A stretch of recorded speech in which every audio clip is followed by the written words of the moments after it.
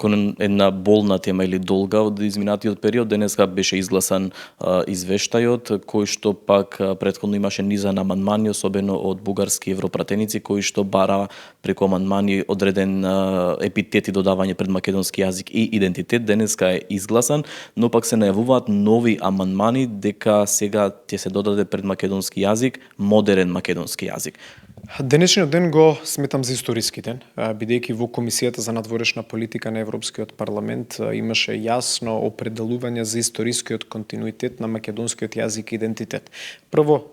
жално е потребата од за вакви теми да зборуваме во овој контекст, но фактичка состојба е дека еден од нашите соседи превзема конкретни чекори насочени кон негација на тие факти и добро е кога ќе видите силно мнозинство во Комисијата за надворешна политика насочена кон потврдување на она што на нас како држава ни е значено. Истовремено сум длабоко убеден дека посебно кога се работи за меѓународни односи и надворешна политика не треба да има триумфализам или прослава пред се водадената ситуација, бидејќи овој извештај сега од Комисијата за надворешна политика оди на пленарна седница. Навистина сум разошаран од тоа што го гледам од нашиот сосед, и од страна на владата, и од страна на европратениците од соседна Бугарија.